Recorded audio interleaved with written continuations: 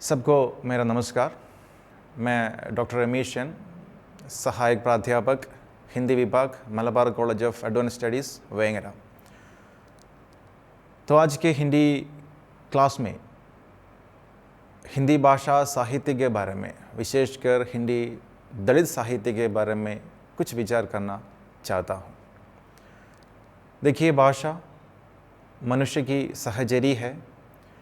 भावों को अभिव्यक्त कराने की अद्भुत क्षमता भाषा में है। साहित्य वो है भाषा के माध्यम से अपने अंतरंग की अनुभूति साहित्यकार अभिव्यक्त कराने की ललित कला है साहित्य। शब्द और अर्थ की सहभाव से साहित्य का रूप देखने को मिला। हिंदी साहित्य में एक मुख्य विधा है दलित साहित्य। तो साहित्य के अनेक रूप होते हैं।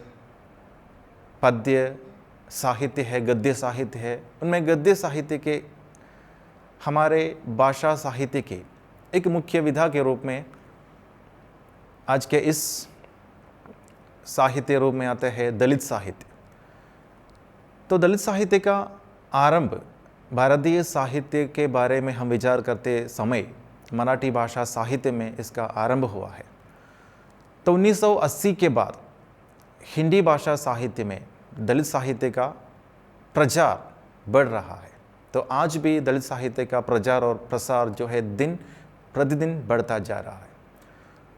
तो असल में क्या है दलित साहित्य को मुख्य रूप से इनका विशेषता मिलने का कारण क्या है, इसके बारे में थोड़ा विचार करना चाहता हूँ।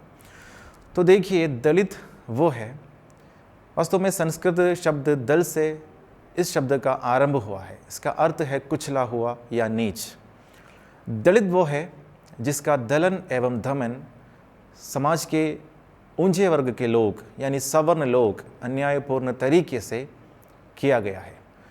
तो शोषण का शिकार बनकर समाज में जीने वाला एक विभाग है वास्तव में दलित। तो उन्हें कोई अधिकार नहीं है, अपने अधिकारों से वंचित रखा गया है।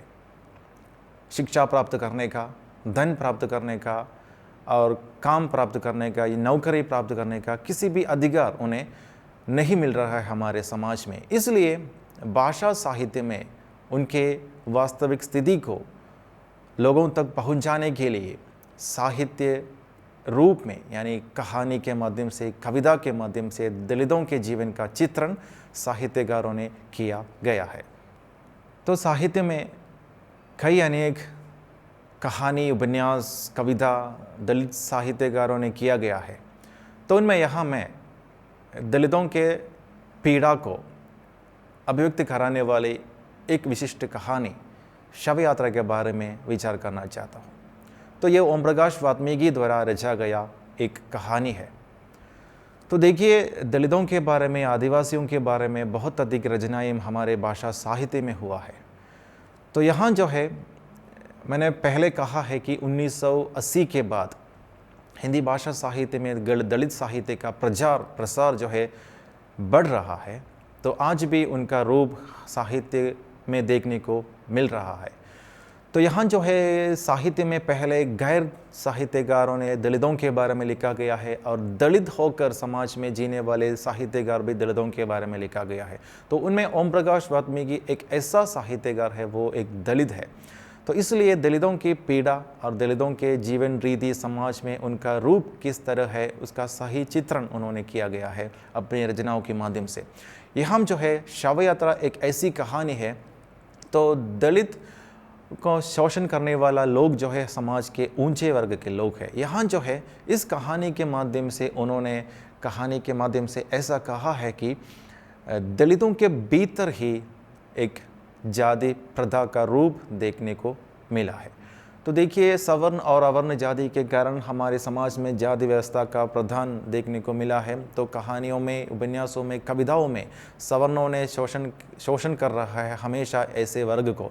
यहाँ जो है दलितों के बीच में होने वाले जाति भेद है, जैसे चमार जाति है, जाटो जाति है और बल्हार जाति है। इसमें बल्हार जो है सबसे निचला वर्ग है।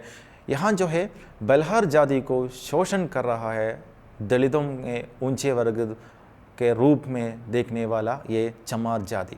तो वास्तव में चमार ऐसा वर्ग है दलितों के ऊंचा है, इसलिए उनके नीचे होने वाले जाटव और बलहार जातियों को वे हमेशा शोषण कर रहा है। इस कहानी के माध्यम से एक बलहार सुरजा नामक एक व्यक्ति है, वे एक गांव में रहता है, वे अकेले अपने घर में बेटी के साथ रहता है, उनके एक बेटा भी है, लेकिन वो गांव में रहना पसंद नहीं करता क्योंकि जाति प्रथा यानी जाति व्यवस्था होने के कारण ऐसे परिवार के लोगों को दलितों ने यानी चमार जाति के दलितों ने उनमें बिल्कुल अलग रखा गया है। उनके साथ बातचीत करना, उनके साथ मिलकर रहना, मिलजुल कर बातें करना अपराध समझता है। तो अपराध समझने के कारण उन्हें वे हमेशा अपने साथ से हमेशा उन्होंने दूर रखा गया है। तो बलहार जाति यानी बलहार जाति के सुरजा नामक एक व्यक्ति है, इस कहानी का मुख्य पात्र है। वह कहानी के माध्यम से एक नया घर बनाने के बारे में सोच रहा है, लेकिन घर बनाने का कोई सहायक कार्य परिवार में यानी समाज में उन्हें नहीं मिल रहा है। पूरी तरह वहाँ के लोग इनकार रहा है, ऐसे लोगों को नफरत के रूप में देख रहा है। तो कहानी में एक सुरजा, मैंने कहा है कि नया घर बनाने के बारे में सोच रहा है, लेकिन गांव में और उस पूरे समाज में लोगों ने घर बनाने के लिए रोक देता है। कोई भी कार्य सहायता करने के लिए वे तैयार नहीं है क्योंकि ये बलहार जाति होने के कारण है। तो मैंने कहा है इस कहानी में बलहार सुरजा का एक बेटा है, उनका नाम है कल्लू। उन्हें कल्लन कहकर गांव के लोग पुकारता है। तो जाति प्रथा हमारे समाज में किस तरह लोगों के बीच में भेदभाव पैदा किया गया है, इसका एक सच्चा उदाहरण चित्रण इस कहानी में ओम प्रकाश वाल्मीकि ने किया गया है।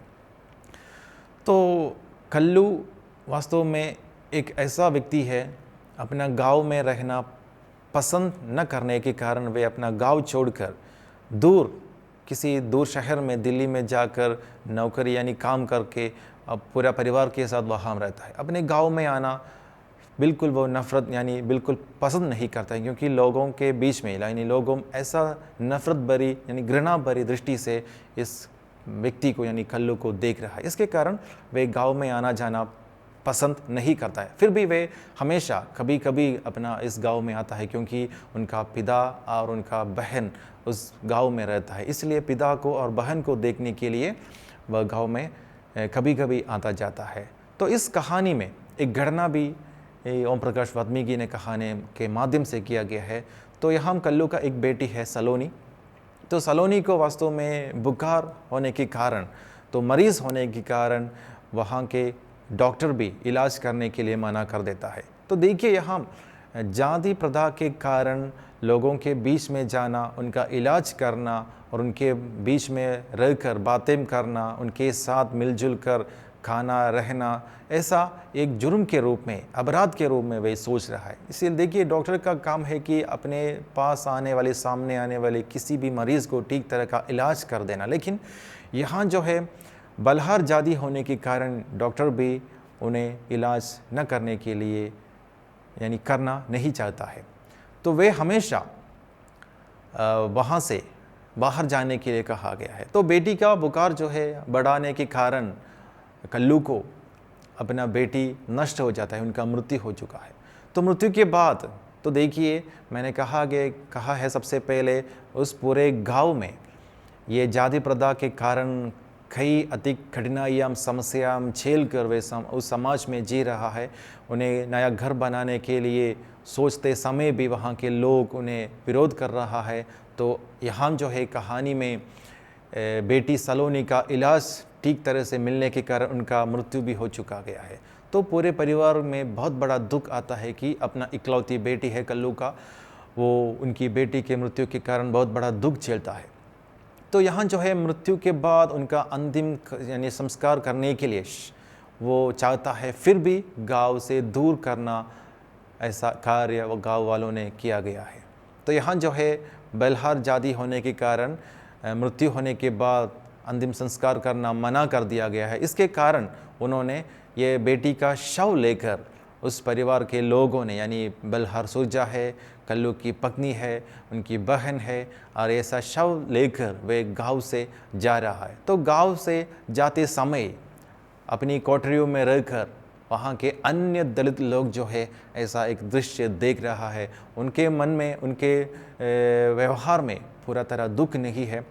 वे सिर्फ एक लड़की का, एक बच्ची का मृत्यु होने के बाद वे देख रहा है पूरा का पूरा ये शरीर लेकर कल्लू और उनके पिता अंतिम संस्कार करने के लिए गांव से दूर ये शव लेकर वो चल रहा है।